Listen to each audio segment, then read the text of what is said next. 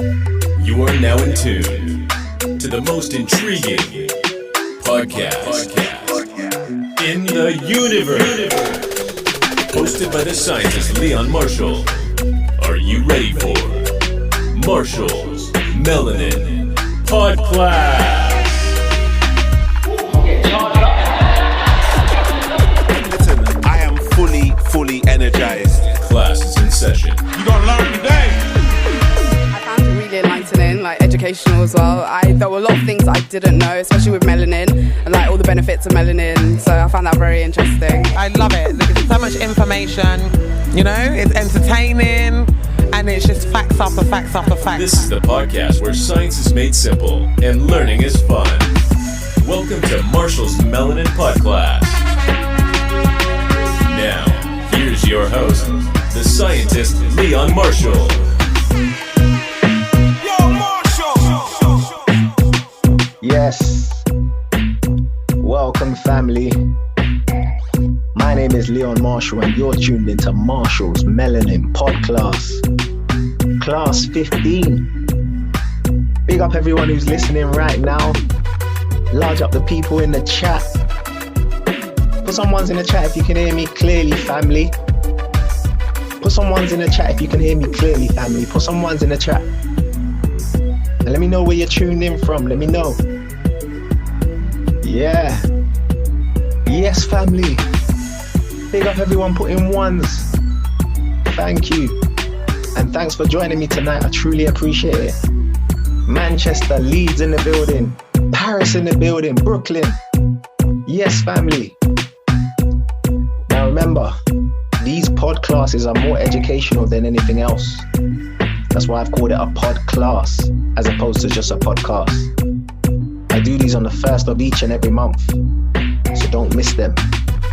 And tonight's class is going to be about melanin and sunscreen. Should black people be wearing sunscreen? Scientifically, let's find out.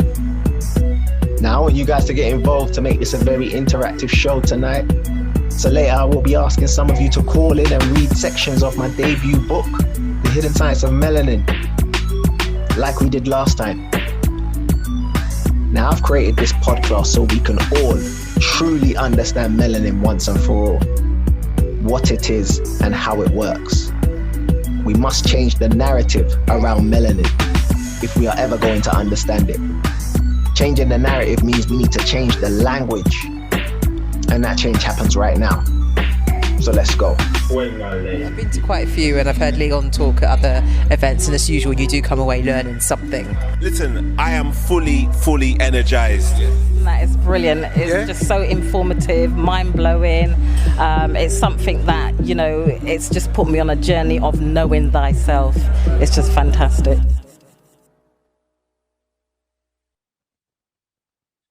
Large up the family inside. I see Nottingham in the building, Manchester, Brooklyn in the building, Paris in the building. The family's all here.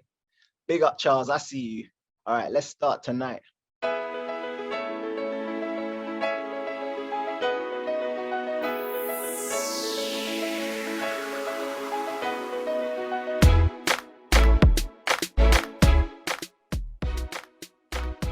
It's officially summertime.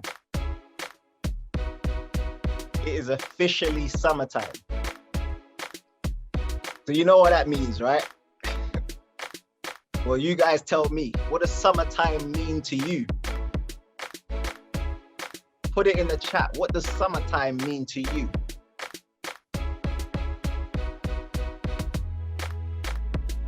We got time to be alive, joy. Yeah. I like that, Miss Oswald. Time to be alive. Happiness, great weather, sun. Yeah, Barry said great weather, the sun. To me, it just means getting more sun.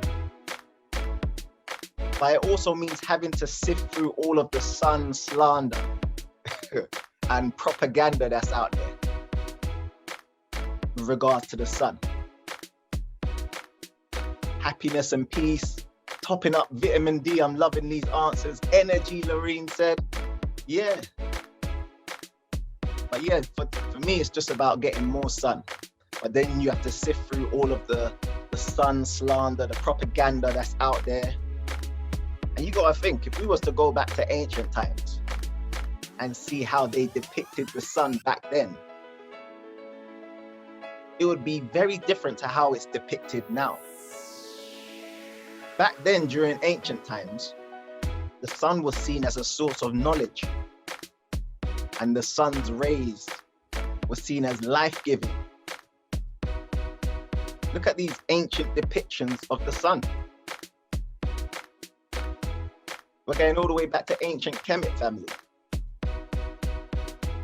Many of the deities from ancient Kemet had the sun disk above their head, or literally in their crown. Many of the deities, the gods, or the netters, whatever you want to call them, they looked at the sun as a divine source of light, power, wisdom, knowledge, imagination. For example, let's take this deity.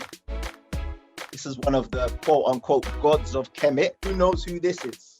Let's see if we got any ancient Egypt studiers in the building tonight. What god or what deity is this?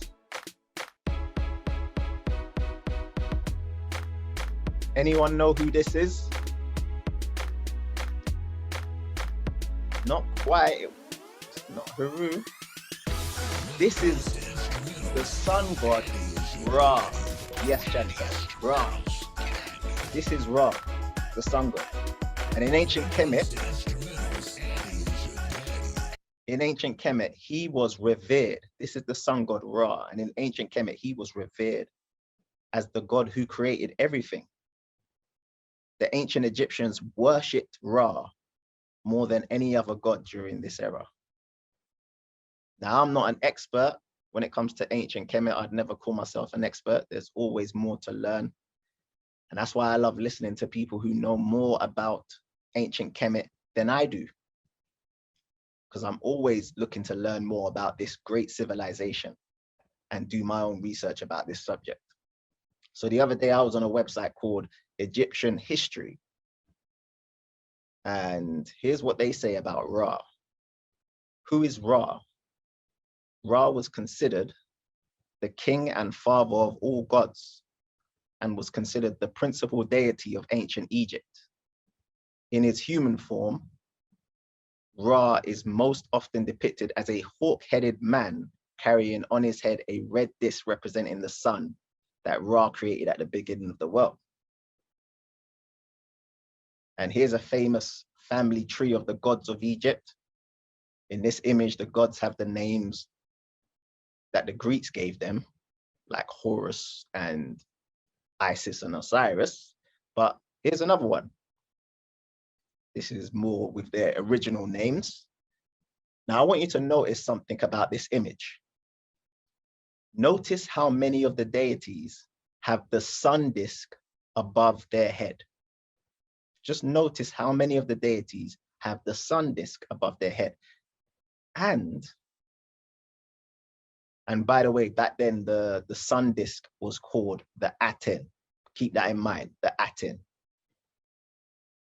And also notice how many of them have the Aten or the sun disk as part of their crowns. Now I want you to notice something else about this image as well. Notice that pretty much all of them are holding something in their hand. What are they holding in their hand? The majority of them.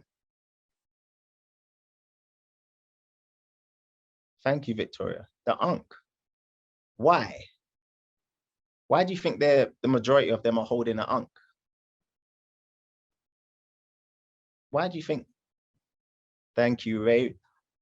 Ray from Paris says, Ankh is life. Ankh was the symbol of life. So back then, that's all they were dealing with. Life. The promotion of life. The creation of life. The preserving of life. Now check this out. Those of you who are into Kemet, you should know about this famous artwork. Who are these people? We're going way back tonight. Who are these people? Again, I'm not an expert in, ancient Egypt. I wonder if anyone knows. No one? All right. The person on the left is Akhenaten. And the woman on the right is his beautiful wife, Nefertiti, who they try to depict as a white woman today, Nefertiti. We went over that in a previous podcast, if you remember, the one about mummies. We went over the fact that they're trying to depict Nefertiti as a white woman.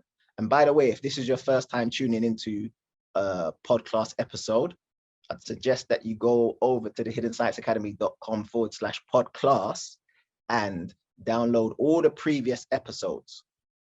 Download all of them. It's all free. So the hiddensciencesacademy.com/PODCLASS, click on where it says click here to download.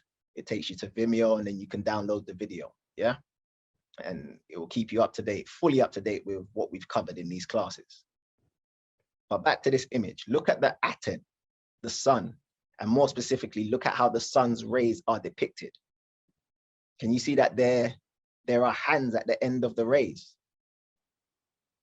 And can you see that some of the hands are holding something towards the face and nose of Akhenaten and Nefertiti? Don't know if you guys can see that. You might not be able to see it well in this image, but let me show you another one.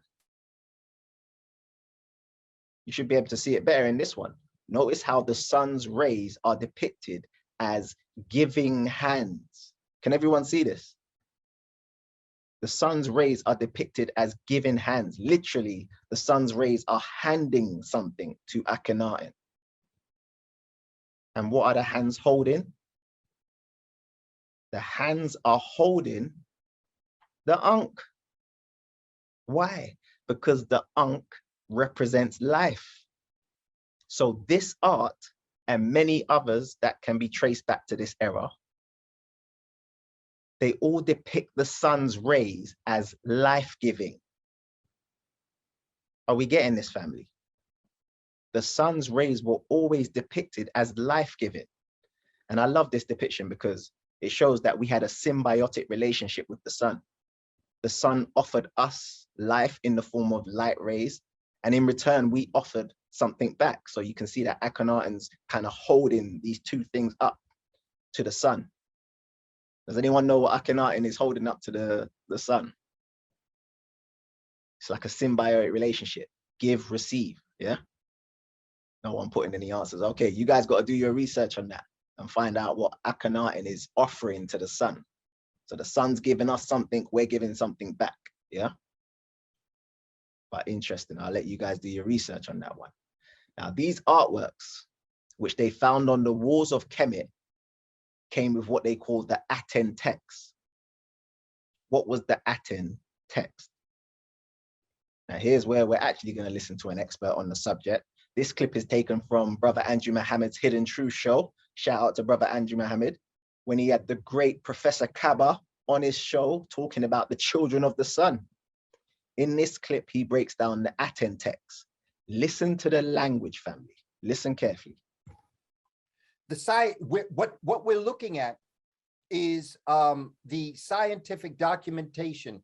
The Aten text is a scientific document regarding photovoltaics. Talking about Dr. Sebi.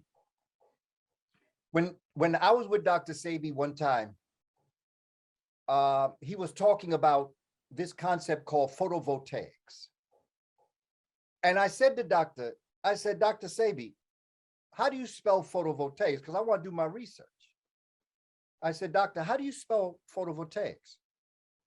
And brother said, I don't know. You the teacher, you tell me. And so I went into research.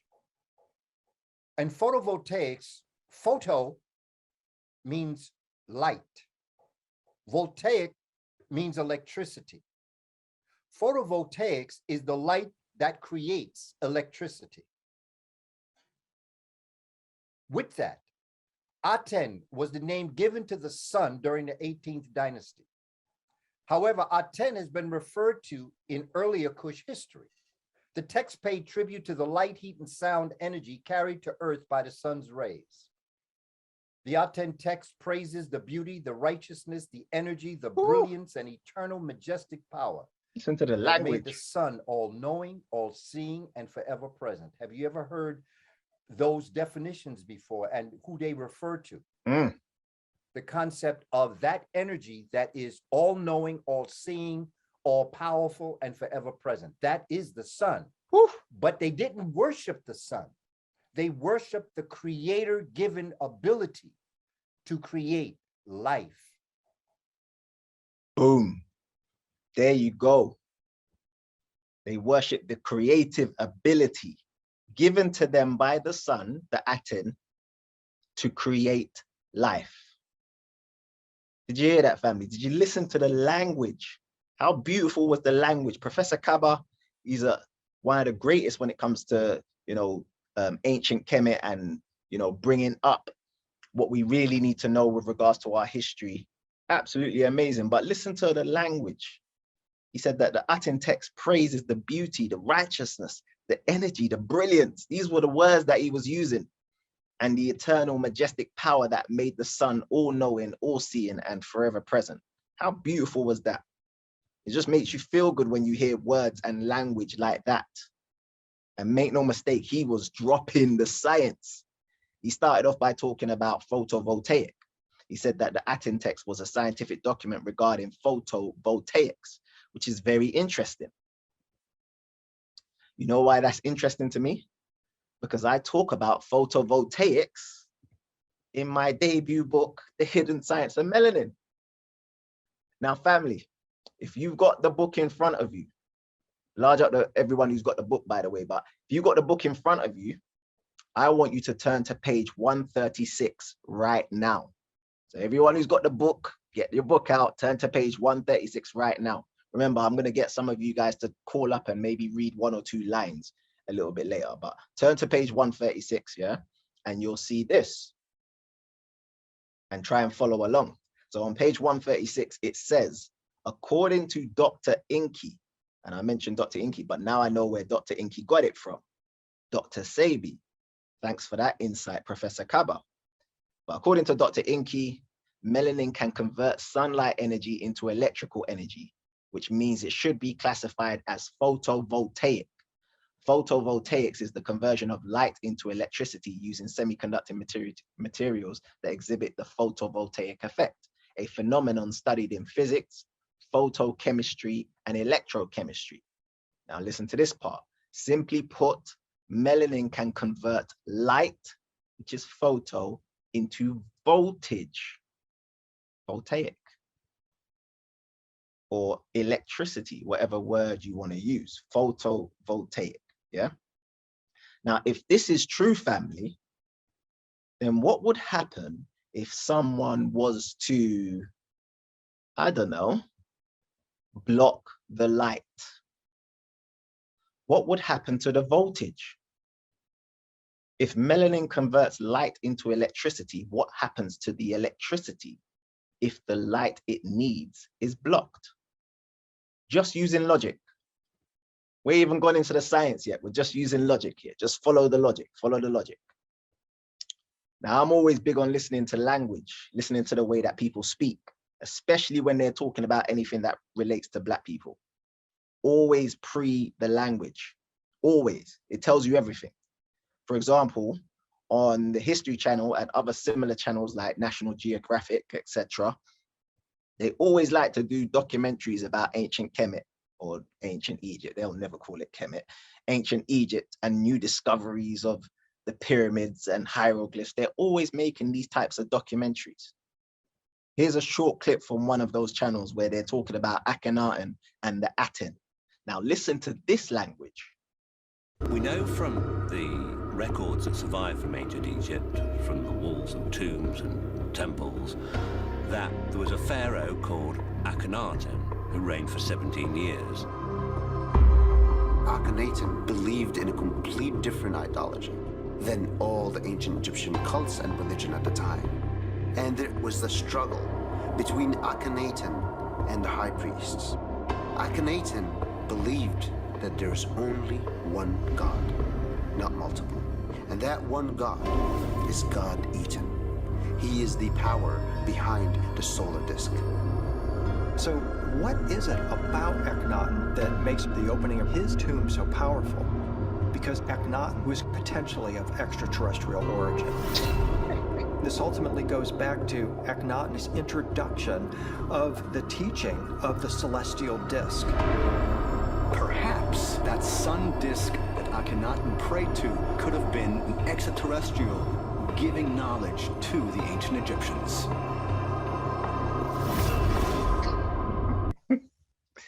Did you hear that, Barry? Barry's like shaking my head. Listen, they said that Akhenaten was of extraterrestrial origin and that the sun disk was the extraterrestrial giving knowledge to the ancient Egyptians. Now, what we need to understand about language is that the easiest way to hide a lie is to cover it with truth. Like literally cloak it in truth so people don't catch the lie. That's exactly what they did in that clip. They speak highly of the ancient Egyptians. You know, they speak highly of the ancient Egyptians receiving knowledge from the sun disk. But in the same breath, they mention that Akhenaten was perhaps an alien and the sun, its alien origin. I'm telling you, when it comes to ancient Egyptians and that era, they can't just be intelligent black people. Nah, they must be aliens. But that's why you got to pre the language. These people will be throwing out backhanded compliments. Now, some of you might be saying, Leon, man, what's all this got to do with black people wearing sunscreen?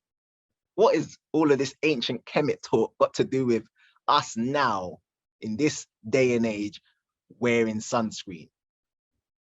For all those people thinking that, you know, this has got nothing to do with sunscreen, I've got one thing to say to you. You're gonna learn today. You're gonna learn today. Now, as this podcast will focus heavily on the science of sunscreen, it makes sense to start with definition of science. That is easy to understand. Now, you guys have been following me. You know my definition is science is logic backed up by evidence. Now, I've put that in my book as well. Science is nothing but logic. And to me, logic is common sense, and that you back up your common sense with proof. So for example, if I was to ask you what's 2 + 2, I'm hoping that your common sense would say 4. But what if I said, prove it? Back that up with evidence. Where's your proof? The easiest way to prove it is to put 2 fingers on one hand, 2 fingers on the other, and count them out loud. Now, if we all start using my definition of science, you'll start to realize that science is simple. And I like to keep things super simple because a wise man once said, if you can't explain it simply, you don't understand it well enough. And I agree with this, but I'd take it one step further. I'd say if you don't understand, if you can't explain it simply, that means you don't understand the subject well enough. Or you do, you just don't want me to understand it. So you explain it to me in a complex way, in a confusing way, so I don't understand it. It's either one of the two. That's why throughout this presentation tonight, family, I'm going to keep things super simple, because to me, science is just 2 + 2. Or, as another wise man once said, boom! 2 + 2 is 4, -1, that's 3, quick maths. Quick maths, that's all science is to me, quick maths. And speaking of quick maths, it's all about logic. That's all that means. We have to use logic when we're trying to solve equations, solve problems, yeah? So let's get into it. Now, anytime we're trying to figure out something and we don't have all the evidence at hand, the only thing we can go with is logic. Now, I found through my own observation that logic will lead you to the truth. Now, does anyone know who this is? This is Dr. Berg. I think his name is Dr. Berg. And he's one of the most popular doctors on YouTube. Listen to this short clip and see if you can follow the logic that he drops. So recently I had a question from someone that wanted to know, will the sun cause cancer? Should I stay out of the sun? Should I go into the sun? So here's my opinion. If you look up this topic, you'll see a lot of information that sun does cause cancer, especially melanoma, which is the #1 skin cancer. In fact, melanomas are up 3,000% from 1970 to now, okay? Then you have the other fact, which is this. People are getting less sun exposure. They're in the house more. They don't go outside as much. I know when I was a kid, 20 years ago, I'm just kidding, maybe 40 years ago, because I'm 54, we were outside a lot. Now, I'm driving through the neighborhood, I can't even see any kids. Everyone's inside, I think, because of the computers, right? So we're not getting as much sun exposure. So we have this fact that opposes this fact. So one of these is untrue because you can't have two facts that oppose each other. Did we catch that? Did we catch the logic? So the narrative is that the sun causes skin cancer, right? The sun causes skin cancer. That's what they tell us. Yet, if you look around, as a human species, we spend less time out in the sun than ever before. So how can melanoma be increasing when our exposure to the cancer-causing sun is decreasing? Quick maths. You see the logic? One of these statements must be untrue. Either the sun doesn't cause cancer, or we are spending more time outdoors than we were ever before. So which one is true? Which one is false? What to believe? Well, let's do some research and find out. Because remember, science to me is logic backed up by evidence. My logic would suggest that we're spending less time in the sun now than we did 100 years ago. But hey, where's the evidence to back this up? Everywhere. Check this out. This is a study that was done in the US, and it showed that there was a widening disconnect with nature. It says a survey of 12,000 adults and children in the United States has shown that many people have lost a close connection with nature, although a wide cross-section of the respondents expressed a desire to close the gap.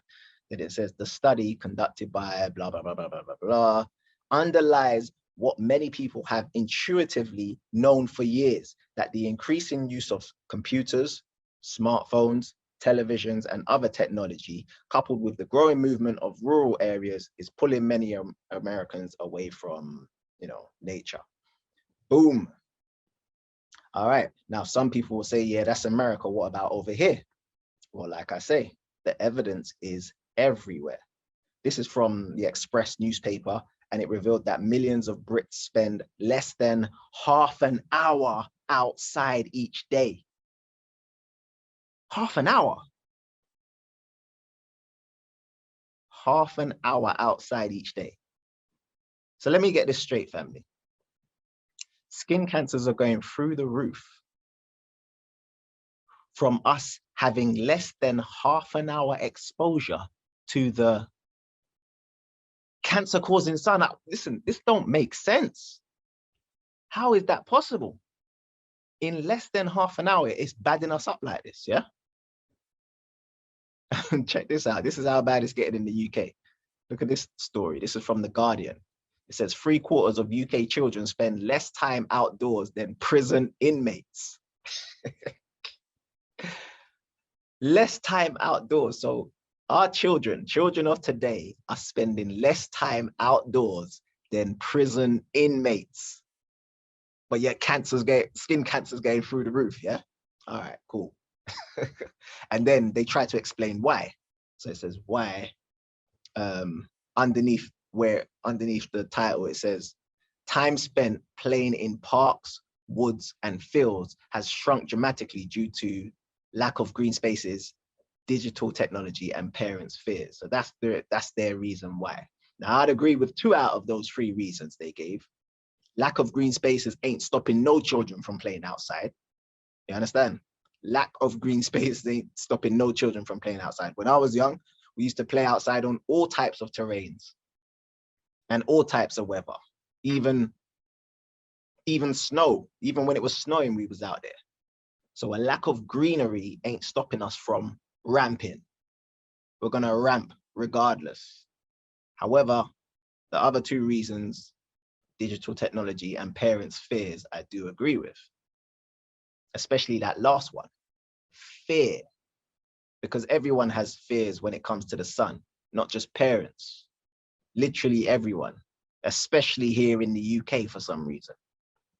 Everyone has some type of fear when it comes to the sun's rays on their skin. Now, why do you think that is?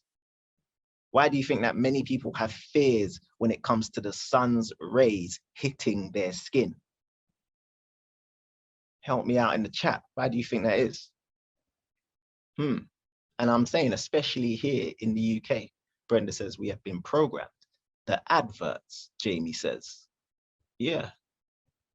Could it be, Catherine says, media? Some people are saying social media. Could it be the language that is constantly used when quote unquote experts talk about the sun's rays? I'm going to show you some clips that I've gathered from the internet where people are talking about the sun's rays. Some of these clips are from scientific YouTube channels aimed at children. And some of them are from, you know, media or even social media. Now, I want you to notice something about every single one of these clips. The people in them all use the same word to describe the sun's rays. See if you can catch the word that they all use to describe the sun's rays. I don't know if you're going to catch it, but we'll see. Chantel, you must have my book. Let's see if you catch it. Listen carefully. Most of us think of the sun as our friend. It helps plants grow, keeps us warm, and who doesn't love to lie on the beach on a sunny day? But for all of its good qualities, the sun can also be harmful in large amounts.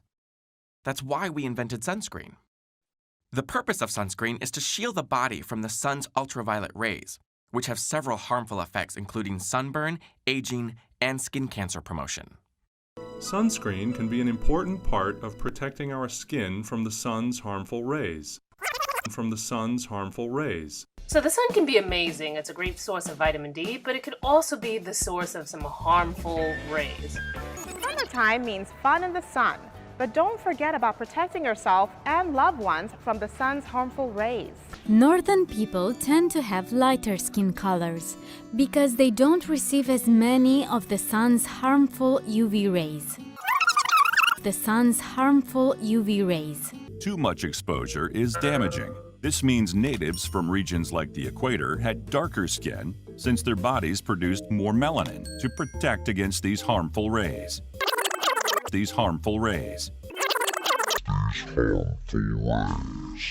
Now, our skin does have something in it that helps to protect it from these harmful rays.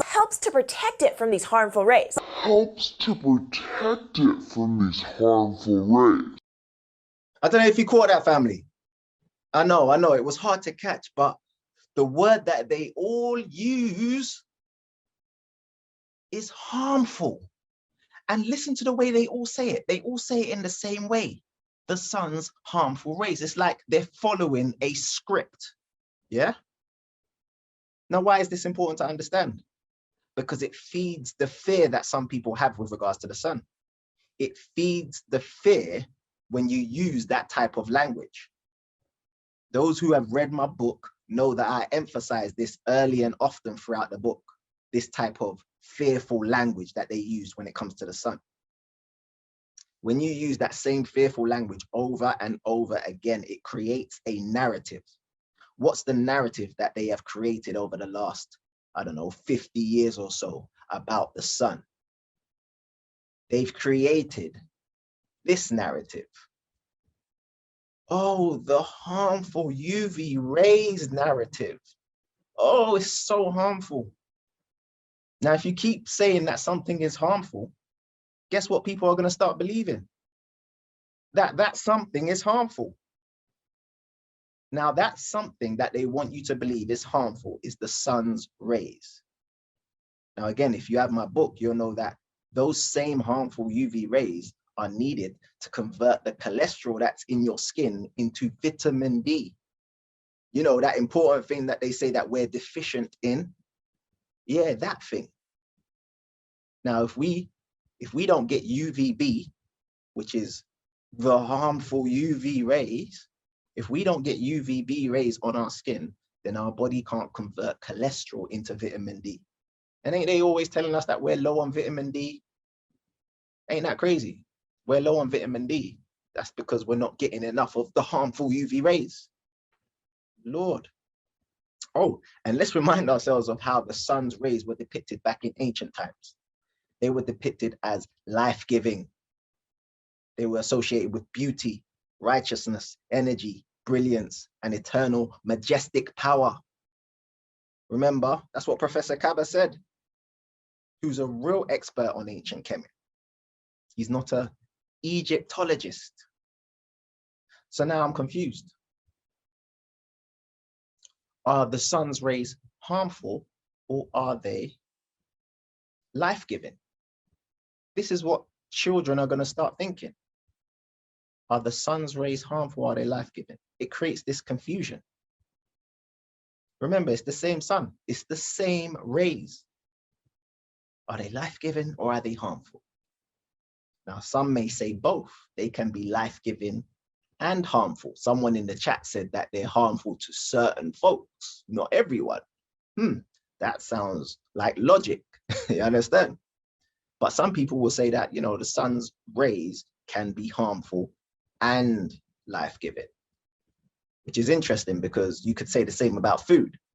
Food can be life-giving and certain food can be harmful. In fact, if we're being honest, family, most of the food that we buy from the supermarket is harmful to our health, if we're being honest. Hence all the metabolic diseases that have gone through the roof over the last 50 years, like type 2 diabetes, high blood pressure, high cholesterol, all these things, fibroids, rare tear. So you could say that food is life-giving and harmful. But notice how you don't hear any of them say that about food. No one, absolutely no one says they're going to the supermarket to buy some harmful food. No, you just call it food. But yet with the sun, you got to put the harmful in front of it.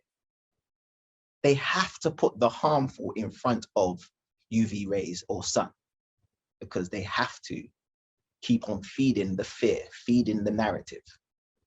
It's all language, family. Language is so, so important. You got to pre the language, always, always, always. Now, let me show you how powerful the harmful UV rays narrative is. Here's an animation made by a Black-owned sunscreen company. And look at it. Now, from now on, family, it should be easy to know who's fallen for the harmful UV rays narrative, because a lot of us have fallen for it. After watching tonight's podcast, it's going to be very easy for you to spot who's fallen for the harmful UV rays narrative. For example, check this video out.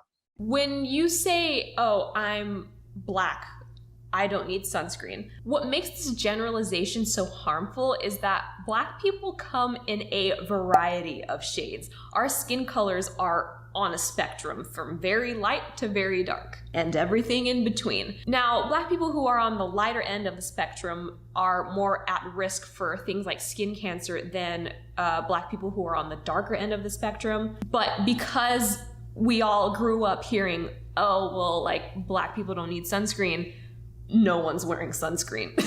But here's the thing. The sun doesn't care how you racially identify. Ooh, look, a light skin. Oh, actually, I'm Black. Like, I know that race is just a social construct and everything, but like, I'm Black, so. Oh! Well, there goes science out the window. Let me go ahead and put this away. Y'all have a good day now. You know, that's not really how this works. Okay, now she was trying to be funny, but did you see what she did there? How did she symbolize the sun rays? What did she use to symbolize the sun's rays? A gun. A gun. So instead of sun rays, it was gun rays. She used a gun to symbolize the sun's rays. That's because she's fallen for the narrative. Now, compare that to how our ancient ancestors symbolized the sun's rays. Let's compare it. As life-giving hands. So our ancient ancestors symbolized the sun's rays as life-giving hands. Literally, at the end of the hands was the Ankh. How more obvious do you want them to make it for us? This is life-giving to you. I'm literally giving you life. But now, to this very day, and again, no shade on her, but she's fallen for the narrative because that's all we're fed from when we're born. The harmful UV, the harmful UV rays. I hope you're all starting to realize how powerful these narratives are, how they literally can shift people's consciousness to believe things that are not entirely true. But here's why it's damn near impossible for most people these days to take on what I'm saying and really absorb it. They can't take this on. So for example, if that sis was to watch this podcast, I guarantee you it wouldn't change her opinion about the sun. Why do you think that is? Why does a lot of us, a lot of Black people, why is it so hard for us to change their opinion with regards to, you know, the harmful UV rays? Laura said, it is hard. Conditioning. Cheryl said conditioning. Why else? There's quite an obvious reason why it's going to be hard to change these people's opinion. You know why? Because they're getting burnt. You can't tell me that the sun is this amazing thing. You know, it's brilliant, it's radiant, it's life-giving, when every time I step outside, I'm getting bun up. Nah, fam, logic goes out the window when you're in pain. So a lot of Black people, because they're getting bun up, they ain't listening to no logic. Do you understand? And a lot of us are getting burnt, if we're being honest, because our melanin is weak. A lot of us are getting burnt. I mean, we're not getting burnt like this, though. This is Grant's back. Oh, it looks fucking painful. Oh my God. This is from my day out in Bournemouth. Does it hurt, Grant? Yeah, it's not cool, mate. Even my face is red, look at it. Put your arms up. So the difference. It's ridiculous. Put it on him quite hard, so it's funny. No, don't. But no. Make it a funny video. No, don't! Ah. Look at it. Oh my God. Oh. People putting lobster in the chat. Yeah, so we're not getting bun up like that, but we are getting bun up, some of us. And it's because our melanin is weak, yeah? So all logic will go out the window. So for those people who are getting bun up, should they use sunscreen? Or let's refer to the Melanin Bible, my book, and see what it says there. Now, can everyone turn to page 76? Well, if you have the book, turn to page 76 in the book if you've got the book. And raise your hand, because I might get some of you to answer a couple of questions here. 1 second, family. I just need to grab myself my book. 1 second.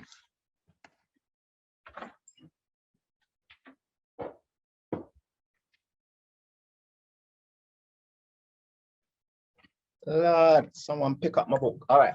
So hopefully everyone who's got the book has turned to page 76.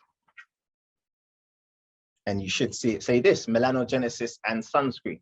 Now let me see if there's anyone who would like to read a part of the book. So I've seen a couple hands go up. Let me allow this person to talk. Sis, you can unmute your mic if you can find it. Bathsheba, is that your name? Can you unmute your mic? All right, let's try Abimbola. Can you unmute your mic? Can you hear me, Leon? Yes, sis. How are Okay. you? I'm fine. How are you? I'm very well, thank you. Do you have the Good. book in front of you? I do. All right. So on page 76, it starts off saying melanogenesis and sunscreen. And family, by the way, we went over melanogenesis the last podcast, so we should all understand what melanogenesis is. The creation of melanin, how your body generates or produces melanin. Yeah. All right. Now, sis, I want you to read the first 2 lines for me. Okay. Melanogenesis and sunscreen. Other than type 2 diabetes, what else might indicate weak melanin production? Well, if we follow logic, a good indicator would be how much natural sunlight you can or can't take. Thank you, sis. All right. So if you, anyone who's listening to this right now, if you want to find out if your melanin is strong or weak, it depends on how much you can or can't take. Now, because we live, a lot of us live in the UK. I know we've got family from Brooklyn and Paris joining us, but in the UK, we're not getting a lot of sunlight. So chances are all of our melanin is weak. Yeah. Now I'm just going to read the next couple of lines. It says, if you're a eumelanin dominant person who can't take the sun or gets burned easily when you're out in the sun, this could potentially be an indication of a disrupted melanogenesis process. What's the solution? Many believe is sunscreen. If you burn easily when you're out in the sun, you may choose to wear sunscreen for protection. All right. Now, sis, I want you to, and then, you see where it says plus, there are additional risks, yeah? Yeah. Can you just read the 2 lines from that, or 3 lines? Yeah, sure. Plus, there are additional risks that come with wearing sunscreen. Studies have repeatedly shown that many sunscreen products contain cancer-causing agents, brackets 57. What? All right, so the brackets 57, that is the reference. Thank you for that, sis. Thank you. I'm going to move on to someone else. There you go. All right, Bianca. Let me see if I can get Bianca in. All right, Bianca, can you unmute your mic? Oh, Abimbola. Yeah. All right, let's go with Abimbola. Bianca, if you could just stay there for me, sis. I'm going to come to you in a sec, yeah? All right, Abimbola. Yeah. Can you read, after that quote, yeah, can you read just the first 3 lines where it says high amounts of benzene? What, in the next paragraph? Yes, after the quote. There's a quote there, and then after the quote, it says high amounts of benzene. Can you see it? Hold on. Oh, yes, sorry, yeah, in the next, yes. So how many lines do you want me to read? Just 3 lines. Okay. High amounts of benzene in any cosmetic product designed for the skin would be dangerous and detrimental to melanogenesis. Surprisingly, the same testing company also found that hand sanitizers contain trace amounts of this cancer-causing chemical. Wait, stop right there. Family, did you hear that? All right, wow. So for the people who, because I'm not gonna finger wag and tell Black people not to wear sunscreen. Our melanin is weak. So for some people who need to wear sunscreen, I'm just gonna point out certain cancer-causing chemicals that you need to look for at the back of these bottles and look in the ingredients and make sure that these chemicals are not in there. So for anyone who's taking notes, and please, I suggest that you guys do, because if it's not you, it's a family member that's putting on sunscreen. So they need to know about these chemicals. The first chemical that I want everyone to write down is benzene. You see it there at the top, high amounts of benzene, B-E-N-Z-E-N-E. Yeah. So in my book, I mentioned that they put benzene in 30% of sunscreen products, benzene, and it's a cancer-causing chemical, yeah?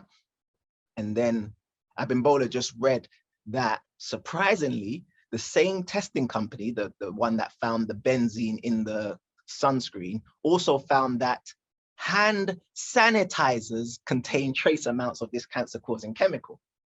Thank you for that, sis. No problem. All right. Let me see. All right.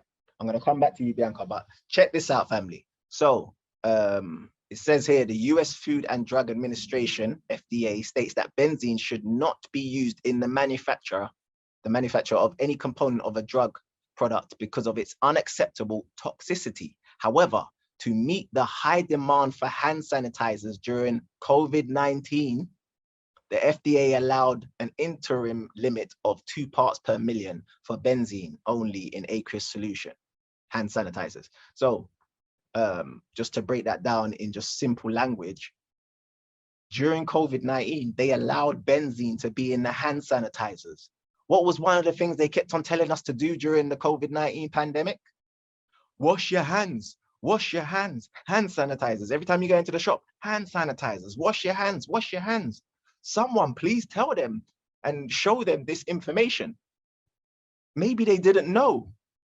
Of course they knew. So during the COVID-19 pandemic, we were all washing our hands with things that had cancer-causing chemicals in it. Jeez, my Lord. All right, let me move on. And not only that, this is referenced in the book as well. Chemicals in sunscreen are absorbed into your blood at concentrations up to 419 times above what is safe to avoid cancer. Yeah. Now here's another one. Again, family, some of you may not wear sunscreen, but this could be very important information for someone you know who does wear sunscreen. So write down these chemicals. The first one was benzene. Here's the second one, oxybenzone. And they sound the same. It's got that benz in it. So the first one was benzene. Someone please write in the chat just in case people are missing this. Benzene. And then the second one was oxybenzone. Yeah, you guys, again, we don't want to be finger wagging to people who do wear sunscreen because our melanin is weak. So if someone's getting bun up and they want to protect their skin, they might need to use sunscreen. So let's make sure that they're using the sunscreen that doesn't have the cancer-causing chemicals in it. So benzene and oxybenzone. Family, please write that down. All right, now let me show you how powerful the narrative is. This is another famous doctor on the internet, yeah? And check this out. He done some research and he found that, you know, there was cancer-causing chemicals in sunscreen. But look at the story. So this is what he posted on Facebook. It says sunscreen at the bottom, sunscreen recall issued after cancer causer detected. But look at his caption. As the weather warms up, don't forget to wear your sunscreen. So he has to continue with the narrative. Even though he's mentioning that there's cancer-causing chemicals in sunscreen, he has to. It's like he has to continue with the narrative. You have to push the narrative. And thank you for the people that have been posting the chemicals, benzene, oxybenzone. Here's another one, family. And again, I know some people will be like, but I don't wear sunscreen. Well, someone you know does. So this will be good information for them. Active ingredient in sunscreen could cause cancer. What did these people find? They found a chemical known as avobenzone. Notice that they all sound the same. Avobenzone. Yeah. Avobenzone. So if you're someone who wants to, or needs to wear sunscreen, try and find one that doesn't have benzene in it, oxybenzone, or avobenzone in it. See, I'm looking out for the family. I'm not just like, oh, black people, we shouldn't be wearing sunscreen. Nah, if you need to wear sunscreen, just make sure you're being careful. Choose the ones that don't have the cancer-causing chemicals in them. Do you understand? All right, so hopefully everyone's written those down, right? Okay, now, here's why it's important to know the truth about how your body works from a black perspective. Because if you don't, you become reliant on the experts to tell you about you. So this was from that story. It says avobenzone is an incredibly common ingredient in sunscreen. Oh, and let me just show you this part, family, just so you know how dangerous this thing is. It says a new study, blah, blah, blah, published in the Chemosphere Journal, found avobenzone can break down when exposed to a combination of light and chlorinated water, such as in a swimming pool, and it can degrade into some very harmful compounds, some of which are known to cause cancer. So check this out. You're putting on sunscreen to protect you from the sun. And then obviously you're on holiday, so you want to get in the swimming pool, you want to get in the water. When the avobenzone interacts with the water, that's when it creates the harmful compounds. Ain't that crazy, family? So yeah, like I was saying, if you don't know this stuff, you're going to have to rely on the experts, the quote unquote experts, to tell you more about you. So case in point, here's an expert who doesn't look anything like you, who's about to tell you the best and worst treatments for darker skin. Okay, let's listen to the expert and hear what he's got to say.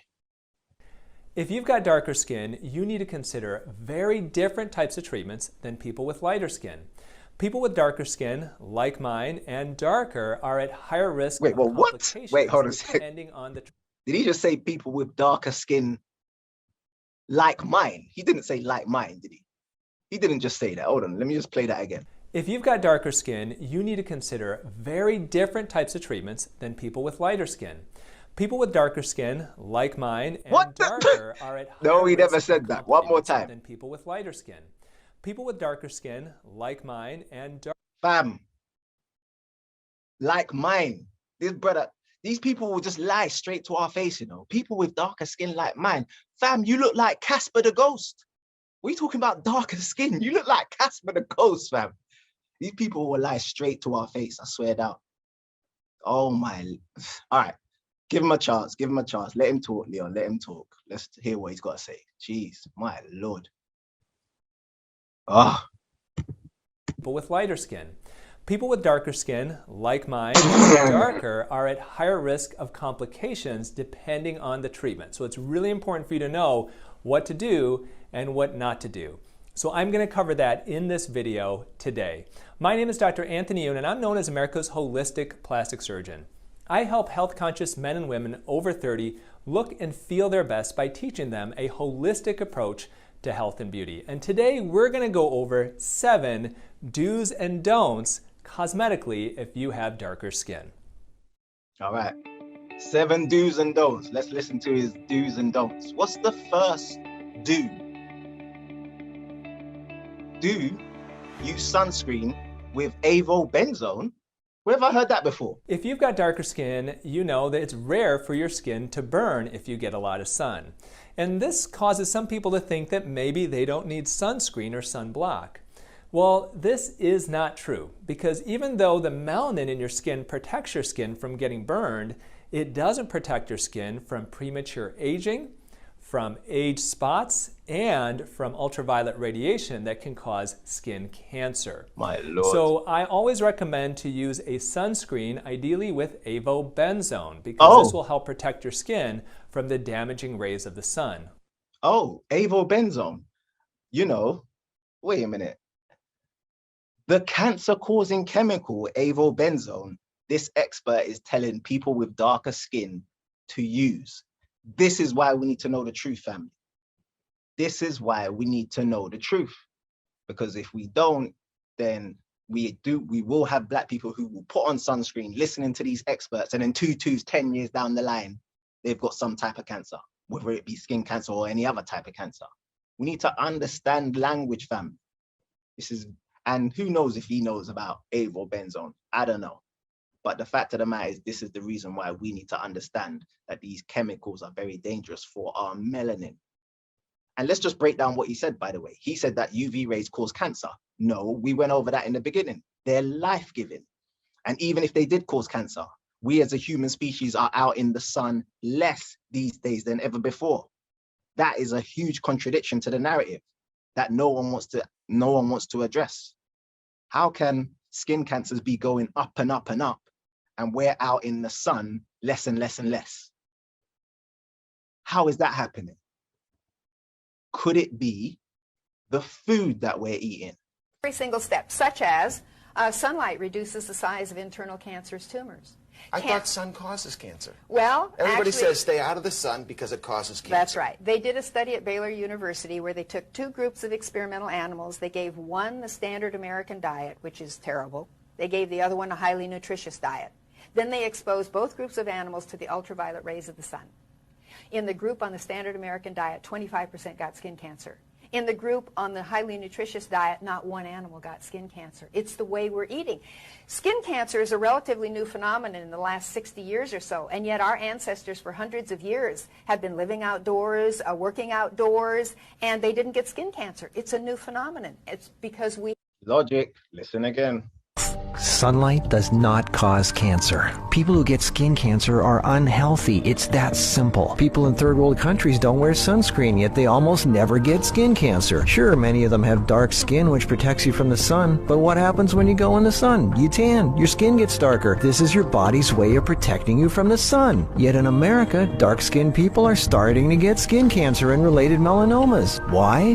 Diet and lifestyle. Don't believe anyone who tells you sunlight causes melanoma. In fact, the opposite. Researchers in Sweden followed 30,000 women over 20 years and found women who avoid sunbathing during the summer are twice as likely to die as those who sunbathe every day with high exposure to sunlight. In studies all over the world, as sun exposure increases, malignant skin cancer goes down. The reason some people get melanoma after going in the sun is because they are toxic. They eat wrong, smoke, drink, and fill their bodies with all kinds of chemical crap. Their livers are clogged and their kidneys are so toxic that the blood has to push the toxin.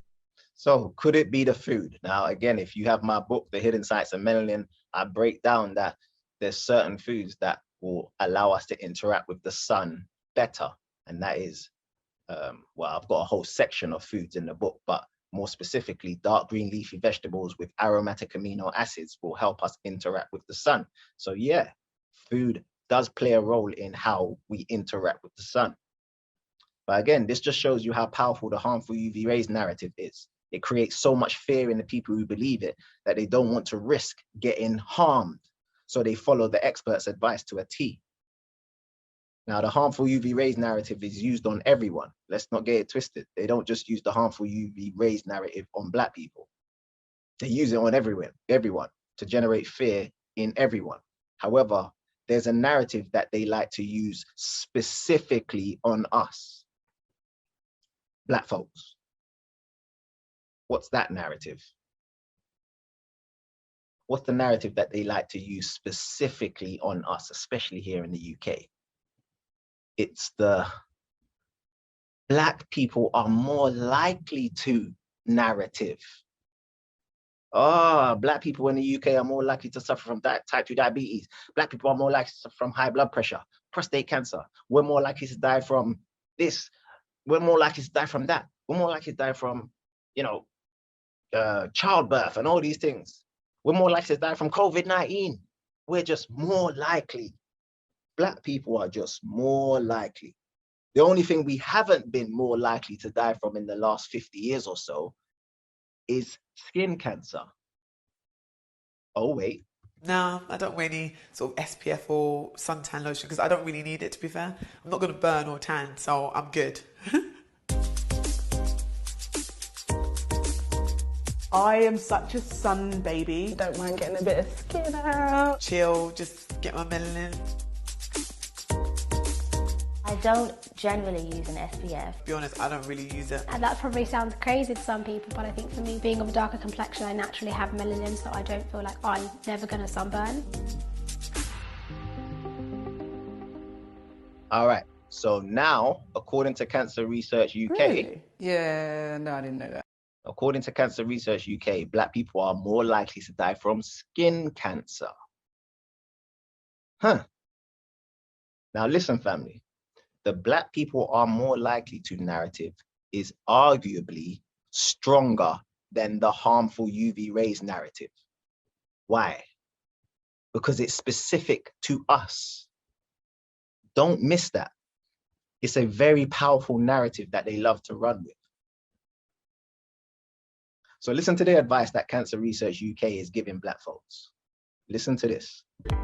It's a topic that the black community really need to be talking about. They need to be thinking about it a lot more. I definitely think differently now after this chat. That little sun cream you're putting on can save your life. There are 3 things that can keep your skin safe during the summer.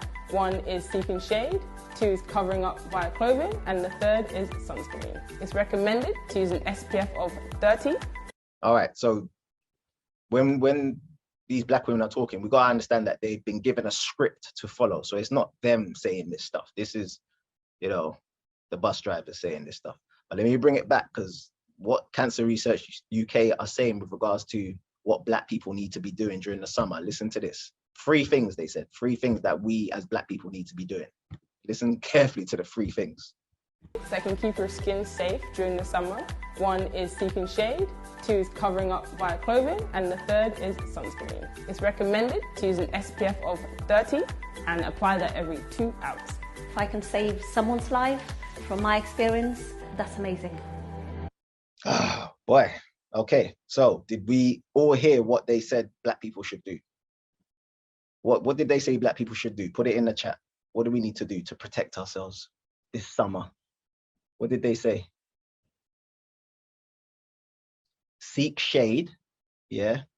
More clothing, so cover up and use sunscreen. Okay, let's hear some more advice from the experts. Now, just keeping in mind what Cancer Research UK said, listen to this expert. Dr. Carl, there are so many myths out there. I know me being brown, to be honest, when I was growing up, I didn't put on much SPF. I thought I was okay. As I'm older, I know that was a mistake. So how often should everyone be getting checked? And does it differ based on skin tone or hereditary factors here? You know, I'm so glad that you talked about being brown. As a brown woman myself, I grew up with the myth that black people don't get skin cancer or black people don't need sunscreen. That is a myth. And I'm really glad that you brought that up, because honestly, people of all skin colors can get skin cancer. And we all need to be wearing sunblock and stay out of the sun, no matter what color we are. Did you hear that, family? This expert said that we all need to stay out of the sun and seek shade. Yeah, stay out of the sun. All of us. That's what she said. All of us. What does that sound like? And going back to what Cancer Research UK said about, you know, seek shade, cover up, you know, don't expose yourself to. What does that sound like to you? I'll tell you what it sounds like to me. It sounds like a vampire. Oh, the harmful UV rays. Oh, the harmful UV rays is burning me. I'm burning. They're trying to turn us into vampires. Don't that sound like a vampire to you? Everything they say about the sun is like, it's like a vampire culture. The harmful UV rays always burning. Now, I know we're all familiar with vampires because every year there's a vampire movie or some vampire TV show that they want us hooked on. So for some reason, they want us all familiar with vampirism or vampire culture. I wonder why. Because you got to think, what's a vampire? In essence, a vampire is someone who feeds off of someone else's energy because they can't rely on their own energy. That's what a vampire is, someone who feeds off of someone else's energy. You can't rely on your own energy. Other characteristics include they can't take the sun, they seek shade during the day, they wear shades during the day,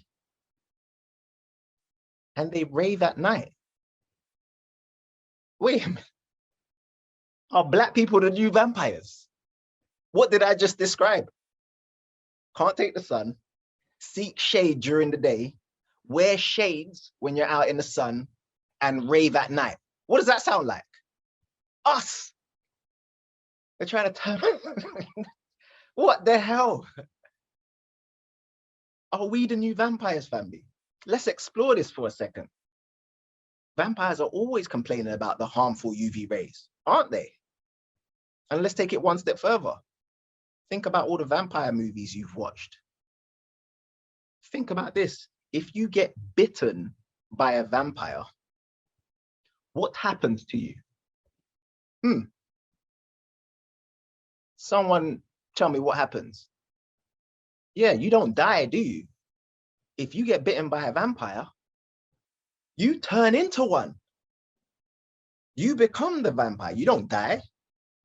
You become one. What happens to the victim when they get bitten? They become the vampire. They turn into vampires. And we've been turning, family. We've been turning into vampires. Every time we fall for their narratives, that's how they get us. That's how they bite us. They bite us with these narratives. And as soon as they've bitten us and we've fallen for the harmful UV rays narrative or the black people are more likely to narrative, they've got us. And all they're waiting for is that venom to seep in, that fear to seep in, and then we start turning. We start turning into vampires, looking like them and sounding like them, you know, like them. This is how black people look when they're outside, is it not? Black people are, you know, walking around with these sun hats and the shades and the covering up of the skin. We're turning into vampires, fam. We're looking like them and sounding like them, you know, like this. Okay, listen, this video is to people of colour, black people, brown people, people who their parents were born in the Caribbean and the West Indies and Africa and Asia. I just want to say to you, listen, I know your people was born there and some of you lot were born there and you've gone back after some years. And I know you feel that our body naturally can take the heat, which we do need the heat. We need the vitamin D because the melanin needs to be topped up and kept nice. But we also do need to protect the skin and wear suntan lotion because we can burn too, boo-boo, okay? I just want us to be safe. I know you get excited. I get excited. I was intoxicated by the sun. I was like, this is me. This is where I'm supposed to be. I'm living my best life. And then I was like, okay, all right, I'm one step before peeling. And put on the suntan lotion, people, okay? Be safe. Yeah, be safe. You see that? We get bitten by the vampire and then we start talking like them. Be safe, make sure you seek shade and make sure you put on sunscreen and make it. We become vampires. We're literally turning each other into vampires. It's crazy. This is us. And trust me, they know this. Again, with all of these vampire movies, there's a reason why they're trying to create this culture. They understand that this vampirism is a real thing, living off of someone else's energy. You don't think they understand that they're trying to turn us into vampires? Check this out. And I know they try and do it in a humorous way, but check this out. This is a sunscreen advert. Rise and shine. Ah, no, the sun! Just kidding. I'm wearing Native. Get ready to turn everything you know about sun care upside down. With Native, simple, clean, mineral sunscreen for your face and your body. Before Native, sunscreen was a pain in the neck. It can be so greasy, stinky, and filled with unpronounceable ingredients. I mean, oxybenzone? What even is that? Are these even Hawaii compliant? They're not. But Native is a mineral sunscreen with hand-selected zinc oxide, broad-spectrum SPF 30 protection, and clean ingredients that won't annihilate my sensitive skin. Most mineral sunscreens take centuries to apply. I would know. I'm 934 years old. And they can be hard to fully rub in, leaving you looking ghoulish. But Native's Ultra Sheer formula blends in quickly, regardless of skin type, tone, or body hair. Here you go, Harry. He's a werewolf. Native has a matte finish that feels so light and smooth, you won't even know it's there. And you won't smell it either, unless you want to. Coconut and pineapple? What? Now you can finally wear sunscreen all day, every day, like it was intended. Click the link to step out of the dark ages and into the light. Step out of the dark ages and into the light, my Lord. And some people might be thinking, why did I play so much? There were so many subliminals in there. You get me? That's something that they like to do as well. Vampire culture, they take your energy and then project what they are onto you. So she called the black man a werewolf, like black men are hairy. Get the hell out of here. Black people, we're not the hairy ones. She called the black dude a werewolf. So yeah, when you guys watch the replay of this, watch this advert. They take all types of mick with that advert. But yeah, this is it. They're trying to turn us into vampires, fam. They're trying to make us rely on something other than self. Do you understand? Try and make us rely on some other energy other than self. Oh, rely on this sunscreen, rely on this vaccine, rely on this drug. When are we going to realize that everything we need is within? Everything we ever wanted, we have been blessed already with. It is within. Once we realize that, family, game is over.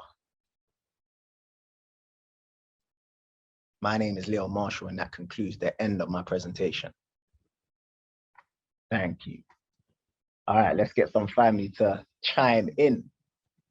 Thank you, family. Big up everyone putting ones in the chat. Let me see if Bianca still wants to talk. If not, there's a couple hands that have gone up, but questions, comments, this is your time, family.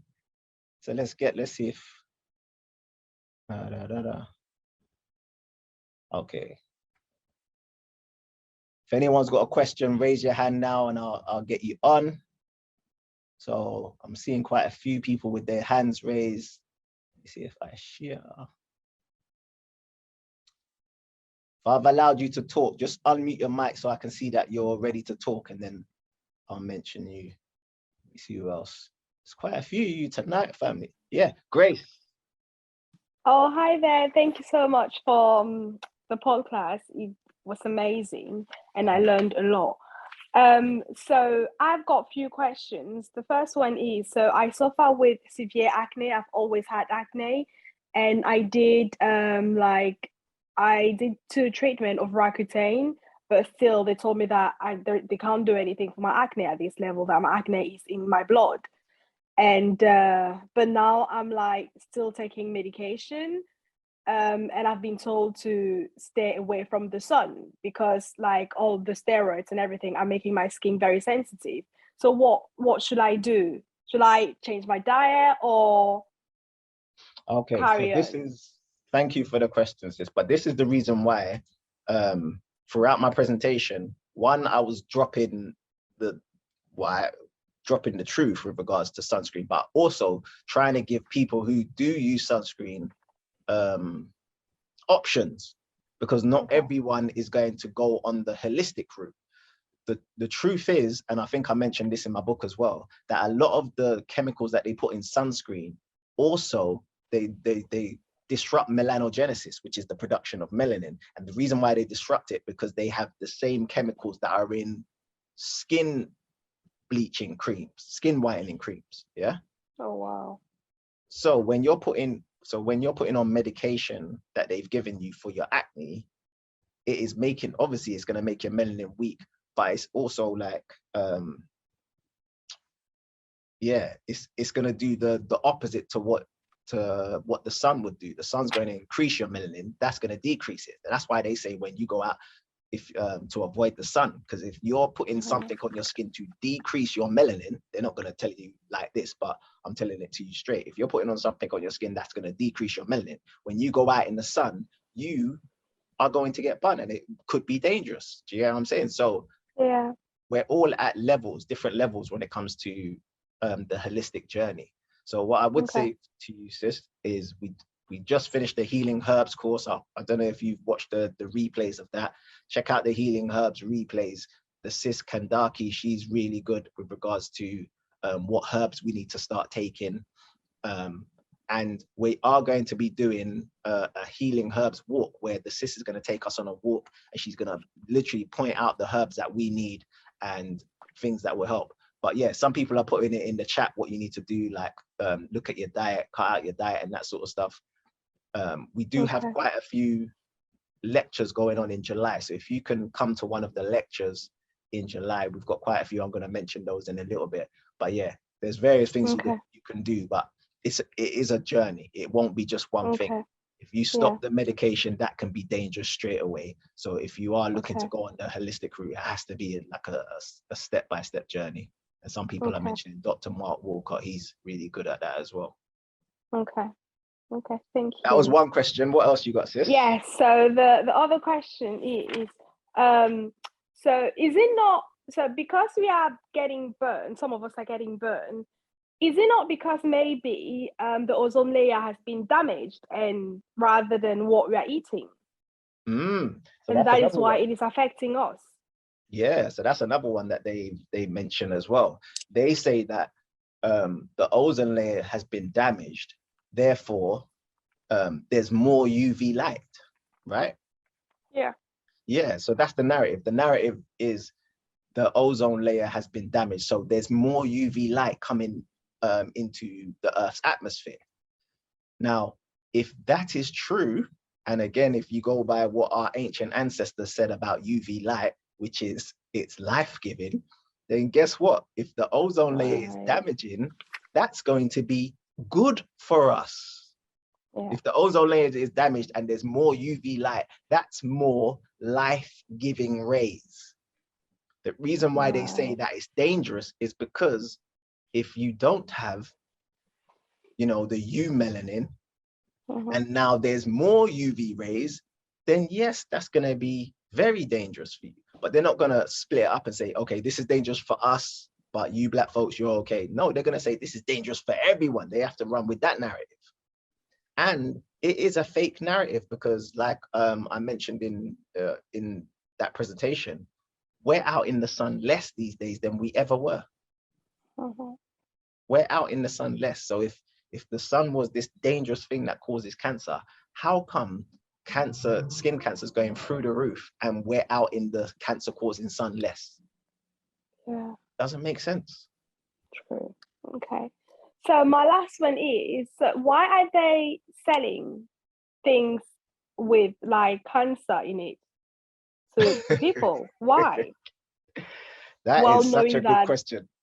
That is such a good logical question, isn't it? Why? Because when I done my research and I found out that they were putting the benzene, which is a cancer-causing chemical, in hand sanitizers, I was like, why did they put that in there? I don't understand why they're putting the cancer-causing chemical in hand sanitizers. Yeah. And people are saying profit, on purpose, for money. Yeah. So you can purchase pharmaceutical products, more people with cancer, more drugs. Yeah. So if we start, because we don't know why they did it, we'd all just be speculating. None of us know why they did it. But if you start speculating, you'll start to sound like a conspiracy theorist. Well, during COVID-19, we all needed to wash our hands, and then they started to put cancer-causing chemicals in the hand sanitizers. Are they trying to make us all get cancer? Do you get what I'm saying? There's nothing else we can there's no other conclusion we can come to, because we can't ask these people, why are you doing this foolishness? Why are you doing this crazy stuff?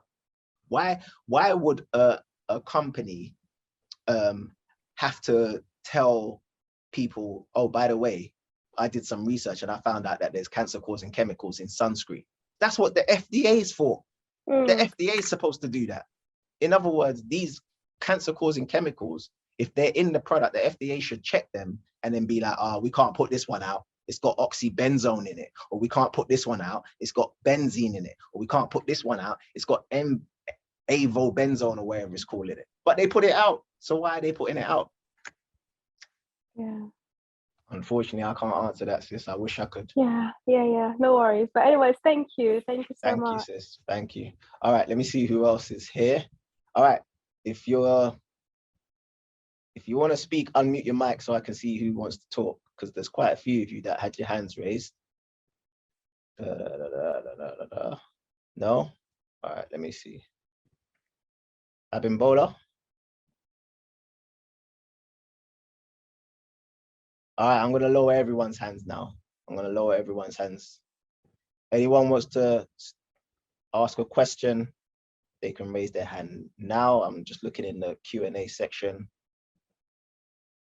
All right, this question says, Leon, whenever I stay in the sun for too long, I get little bumps in my forearms, bizarrely just my forearms. Yeah, I'm not sure. Like, here's the thing, because everyone's I keep on stressing, where all of our melanin is weak, so all of us are going to have issues when we're out in the sun. But the thing is to try and strengthen the melanin. You got to think, I use this analogy a lot. when I was younger, I used to play basketball, and I used to have knee injuries. So every time I had a knee injury, I go to the doctors or whatever, and they say, all right, wear this knee brace. So I'm wearing the knee brace and playing basketball. What do you think happened to my knee? Did it get stronger or weaker from wearing the knee brace? It got weaker from wearing the knee brace, because my knee, all the muscles are relying on the knee brace. So I had to take the knee brace off and strengthen my knee in order to not rely on the knee brace. Well, use that analogy and apply it to sunscreen. Our melanin is weak, so we rely on sunscreen. We need to take the sunscreen off and strengthen our melanin. And in the book, it breaks down how to do that, but I'm going to be putting on quite a few lectures throughout July, making sure that everyone understands that. Yeah. Sis, did you have a question or comment? Abimbola?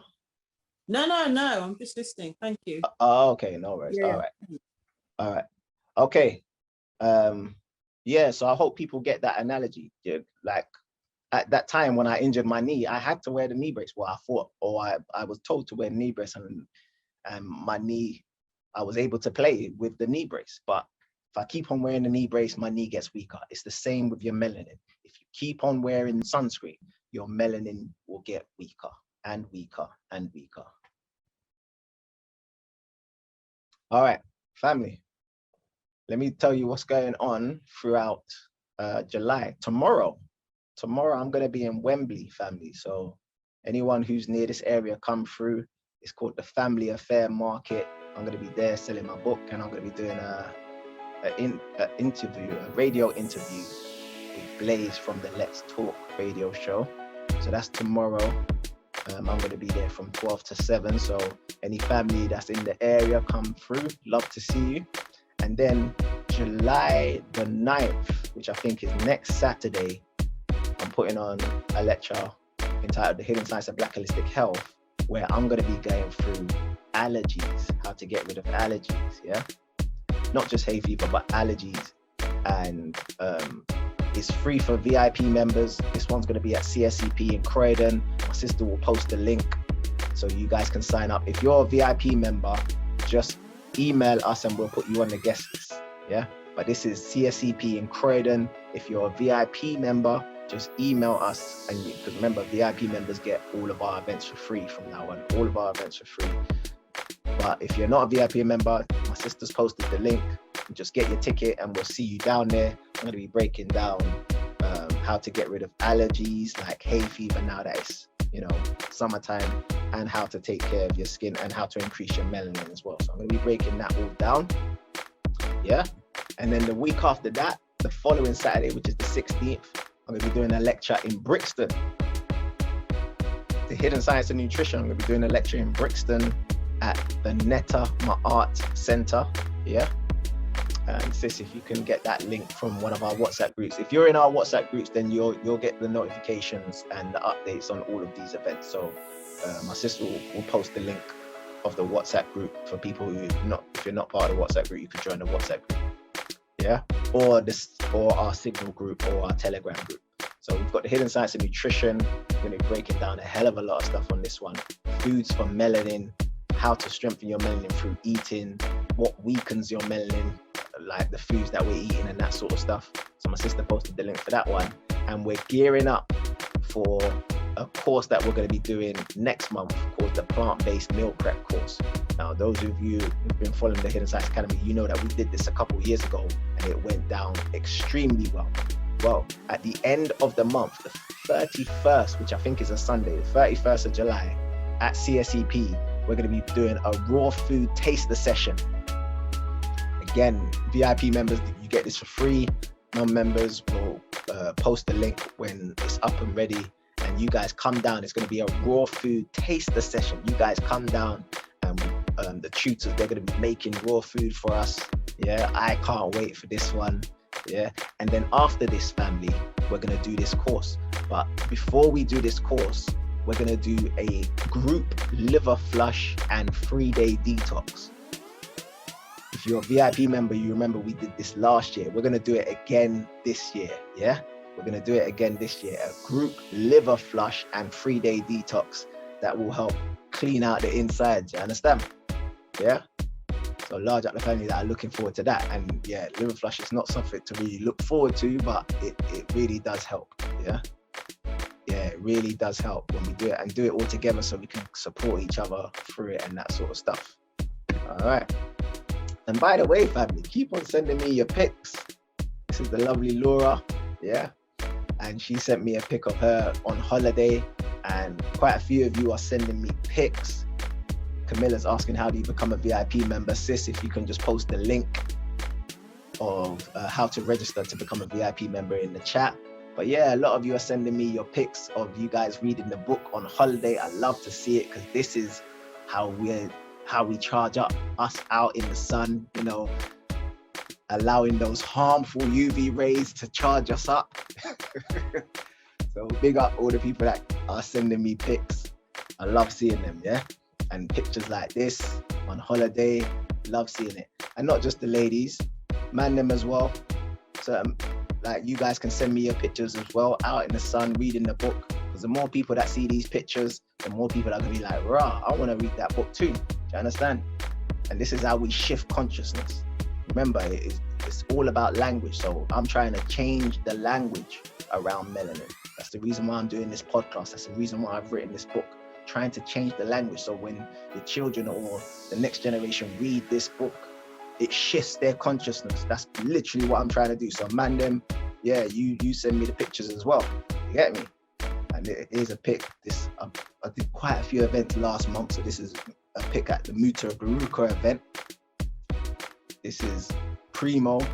He's a music artist. And look at the powers. Just look at the powers. That's all we're doing this summer, family, is just increasing our powers. You get me? That's all we're doing this summer, just increasing our powers. So we've got to be taking power pictures. You understand? Yeah? Trying to, yeah, trust me. Trying to increase the powers through a book that's trying to change the language. You understand? So yeah, send me these pictures, family. I love seeing them. And this is, speaking of family, this is family right here. It's my cuz.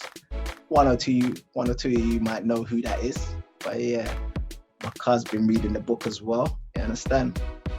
Just trying to shift the consciousness of everyone. Can you imagine if all black celebrities in the UK read my book? The consciousness shift that there would be in the UK if all black celebrities in the UK had a copy of my book and they read my book. There'd be no more vampirism, fam. You get me? But yeah, large up the family for joining tonight. As always, it's been fun. Big up the people who are going to be joining us on this journey of increasing our powers and increasing our melanin this summer. That's basically all we're doing this summer. Increase our melanin. So we don't need to rely on other people. We don't need to rely on other things or other chemicals. We can rely on the most important chemical in the world, which is melanin. Let's rely on self. You understand? So we don't vampire up the place. All right, large up family. It's been a longer one tonight, but it had to be done. But big up everyone for staying right to the end. We're gonna sign out now. Remember, join our WhatsApp or our Telegram or our Signal if you wanna be notified of when we're doing these events. We've got some powerful events coming up, family. We've even got an event happening in Birmingham in October. I didn't even get a chance to tell you about that, but I'll tell you on the next podcast. But yes, family, large up everyone for joining. We're gonna finish up now. Genius. Melanin is photovoltaic. It takes the light from the sun and converts it into voltage. You know, electricity, energy, charge. That means the harmful UV rays are not harmful at all to your melanin, unless you've been bitten. My name is Leo Marshall, and that concludes the end of PODCLASS 15. Thank you everyone for being a part of this. You're a part of history, trust me. And just remember, be the light you seek. Just shine, man. More light, more love, more life. One. Thanks for listening to Marshall's Melanin PODCLASS. To download this episode, go to thehiddenscienceacademy.com/PODCLASS. Be sure to catch the next class on the 1st of the month. And if you like this one, please share it with your friends and family. If you're on Instagram, you can follow Leon Marshall at The Scientist Online. And remember, keep shining.